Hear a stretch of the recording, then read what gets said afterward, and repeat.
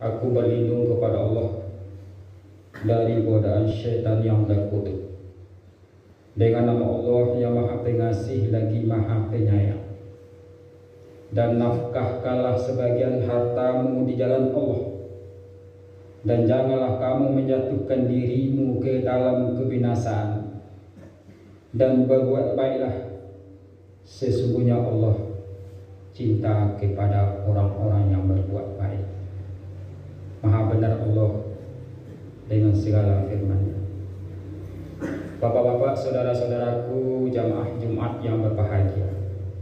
Pada kesempatan ini marilah kita sejenak memfokuskan pikiran, mengosongkan hati, diisi dengan niat kita beribadah kepada Allah Subhanahu wa Ta'ala. Karena limpahan rahmat dan karunia Allah jualah kita bisa hadir di ruangan ini dan rangka menunaikan kewajiban kita kepada Al-Khaliq sebagaimana janji kita waktu kita diciptakan ke dunia ini. Wa ma khalaqtul jinna wal insa illa liya'budun. Dan tidak akan kuciptakan kata Allah jin dan manusia kecuali untuk mengabdi kepadaku. Salah satu wujud pengabdian kita kepada Allah adalah dengan kehadiran kita pada ruangan ini. Kita datang adalah sebagai tamu Allah dengan niat ikhlas mengabdikan hidup mati kepada Allah. Insya Allah nanti Allah akan memberikan limpahan rahmat yang berlipat ganda kepada kita. Amin. Kemudian daripada itu salawat serta salam buat Nabi besar kita Muhammad sallallahu alaihi wasallam dengan Al-Quran dan hadis yang ada pada kita masing-masing. Hendaknya kita bermohon kepada Allah, ada kejerungan hati kita, ada hadir hati kita untuk melihat Al-Quran itu, untuk membacanya, memahaminya, dan mengamalkannya. Karena Rasulullah dalam sebuah hadis mengatakan, umatku tidak akan tersesat betapapun tingginya gelombang kehidupan ini, betapapun banyaknya rintangan dalam menjalani kehidupan dunia ini. Memang dunia ini penuh dengan cobaan, penuh dengan rintangan, penuh dengan rayuan. Kadang-kalau bagi kita yang tidak meyakini bahwa Al-Quran adalah sebagai pedoman hidup, kita akan jauh tersesat. Faqad dalala ba'ida, mereka itu akan jauh tersesat dan semakin jauh. Untuk itu sekali lagi kita berdoa kepada Allah, bermohon kepada Allah, hendaknya kita selalu berpegang teguh kepada Al-Quran dan hadis yang telah ditinggalkan oleh baginda Rasulullah Sallallahu Alaihi Wasallam. Bapak-bapak, saudara-saudara, jemaah Jumat yang berbahagia, baiklah pada kesempatan yang sangat pendek ini, izinkan khatib untuk menyampaikan wasiat yang dalam hal ini kita beri dulu cara kita menyambut bulan Ramadan. Kalau kita hitung hari, sekarang kita telah berada di penghujung bulan Sa'ban tahun 1442 Hijrah. Kalau seandainya kita ingat pada Sa'ban, selangkah atau dua langkah lagi, hitungan jam, kita akan memasuki bulan yang sangat dimuliakan oleh Allah, yaitu bulan Ramadan. Dan pada bulan Ramadan itulah kita akan diberi berbagai macam fasilitas. Kita akan diberikan berbagai macam yang tidak diberikan kepada orang lain, bahkan kepada umat lain, khusus kepada orang yang beriman. Sebagaimana Allah Subhanahu wa Ta'ala menjanjikan kepada kita, barang siapa yang berpuasa, tujuannya tiada lain adalah orang itu akan dikatakan sebagai la'alakum tattaqun, menjadi orang-orang yang takwa. Orang takwa itulah nanti yang akan membedakan antara orang lain di sisi Allah Subhanahu wa Ta'ala. Sebagaimana Allah Subhanahu wa Ta'ala dalam surah Al-Mujadilah dikatakan, inna akramakum innallahi atqakum. Di sisi Allah manusia itu sama seluruhnya. Yang membedakan adalah ketakwaannya kepada Allah Subhanahu wa Ta'ala. Lihatlah kalau kita di dunia ini, siapa kira-kira yang bisa membedakan kita? Kalau tangan sama dua, kaki sama dua, telinga sama dua, kita berjalan sama di muka bumi Allah Subhanahu wa Ta'ala ini. Tapi kadangkala di hadapan manusia kita dibedakan antara yang satu dengan yang lain. Yang membedakan kita dengan satu yang lain adalah baju kita. Lihat bajunya, kalau seadanya ini TK, oh ini polisi, oh ini tentara, oh ini guru, ini Pak Wali dan sebagainya. Baju yang membedakannya. Kalau Allah bukan baju, yang dilihat adalah ketakwaan hati yang ada pada tubuh kita masing-masing. Di dalam hati itulah ada nanti benih-benih ketakwaan. Semakin lama dia semakin tumbuh, yang membuahkan amal keimanan kepada Allah Subhanahu wa taala, membuahkan amal yang bisa kita nikmati secara bersama. Untuk itu salah satu jalannya masuk kita ke dalam bulan Ramadan itu dengan penuh keikhlasan. Kita sambut bulan Ramadan itu dengan penuh percaya diri. Tetapi dalam menyambut bulan Ramadan itu perlu kita mempersiapkan diri.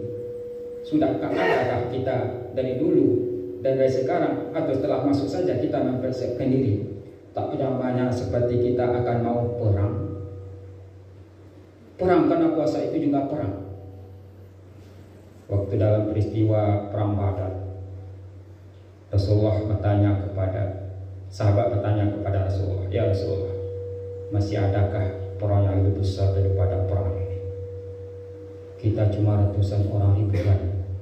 Kita sudah mati-matian mempertahankan sampai kita menang. Ditanya apakah ada yang lebih besar dari ini? Kata Rasul, memang ada. Melawan hawa nafsu. Puasa itu adalah untuk melawan hawa nafsu. Karena kita tahu bahwa kita akan berperang, perlu kita mempersiapkan diri. Bersiaplah kita. Kalau orang pergi perang ke medan tempur, mungkin dia mempersiapkan senjata, mungkin dia mempersiapkan baju besi, mungkin mempersiapkan perbekalan, mungkin mempersiapkan semangat yang bernyala-nyala, supaya betapapun musuh kuatnya kita lemah, tapi dengan semangat itu, insya Allah kita bisa menang. Dalam menghadapi Ramadan yang akan kita jalani beberapa hari lagi, perlu kita bersiap.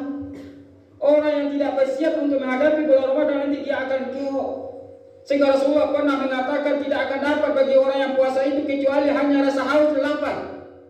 Kenapa dia? Karena dia tidak mempersiapkan diri sebelum memasuki Ramadan itu. Jadi sebagai gambaran apa yang perlu kita persiapkan untuk memasuki Ramadan itu, supaya kita masuk ke dalam golongan la'alakum tattaqun. Yang pertama adalah kita tata niat baik dalam hati kita. Bersihkan hati kita. Bagaimana cara membersihkan hati? Banyaklah istighfar. Kalau secara lahir banyaklah maaf-maafan. Karena dalam sebuah hadis Rasulullah mengatakan ada puasa orang yang tidak diterima alias ditolak. Siapa itu? Di antaranya adalah orang yang tidak saling memaafkan, terutama yang 3 kelompok. Yang pertama, dia tidak saling memaafkan orang tuanya, atau alias durhaka kepada orang tuanya. Puasa dia dari fajar sampai sahur, sampai berbuka. Haus dia rasakan, lapar dia rasakan. Tapi begitu nanti puasanya dipersembahkan kepada Allah, ditolak. Kenapa dia? Karena dia tidak memaafkan, atau dia tidak minta maaf kepada kedua orang tuanya. Jadi kalau ada di antara kita yang masih belum mencium tangan orang tua, minta maaf kepada orang tua dan sebagainya kepada orang tua karena kita memasuki bulan Ramadan, bersiaplah bahwa puasa yang akan dilakukan itu akan ditolak oleh Allah Subhanahu wa taala. Yang kedua, kalau seandainya kita mempunyai istri di rumah, berilah dia pengertian, minta maaf kepada kita. Ulurkanlah tangannya. Karena memang di dalam rumah tangga itu yang kita lihat cuma istri saja, anak-anak. Mungkin karena sadua dengan laka sekali-sekali akan badai. Tanpa sengaja mungkin ada kata-kata yang keluar, baik yang disengaja maupun yang tidak disengaja, menyakitkan hati dia, menyakitkan hati kita. Bermaaf-maafalah. Kalau seandainya masih ada karatnya, sama dengan kita meminum segelas air, kalau masih ada tahi cacaknya di dalam, air itu tidak akan diminum oleh kita. Kenapa demikian? Karena kita sudah menganggap air itu sudah kotor. Yang ketiga adalah antara sesama kita. Bermaaf-maafanlah kita. Dengan bermaaf-maafan itulah hati kita akan bisa sedikit demi sedikit dibersihkan. Memaafkan orang lain satu kali seolah-olah air mengalir di hati kita. Satu orang, 2 orang, 1 kali, 2 kali air mengalir di hati kita. Semakin banyak orang kita maafkan, semakin bersih hati kita. menata hati di antaranya kita ciptakan dengan saling memaafkan antara kita. Kemudian yang kedua, cobalah dari sekarang kita berlatih. Apa yang perlu dilatih? Yaitunya hal-hal yang akan mendatangkan pahala besar bagi kita.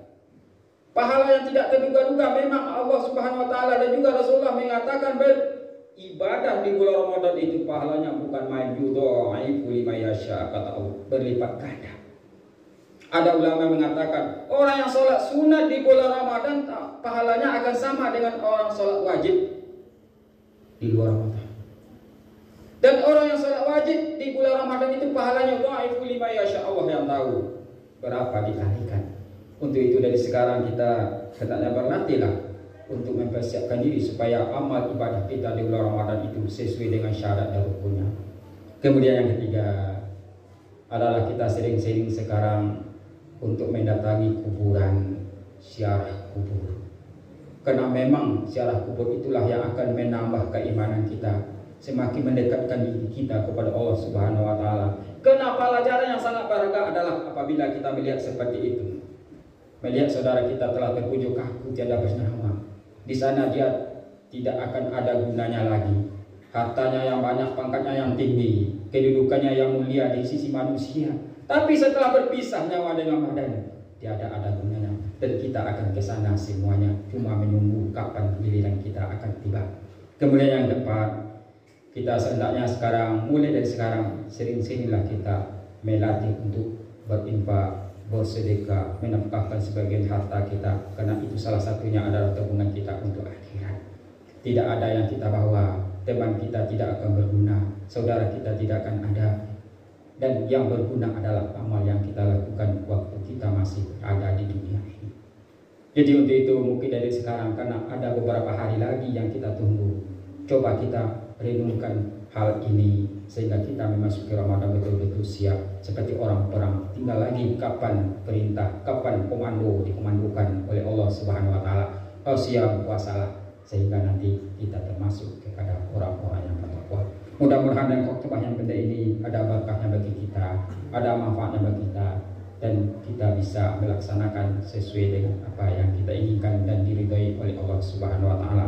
Fa'tabiru ya ulil absar la'allakum turhamun.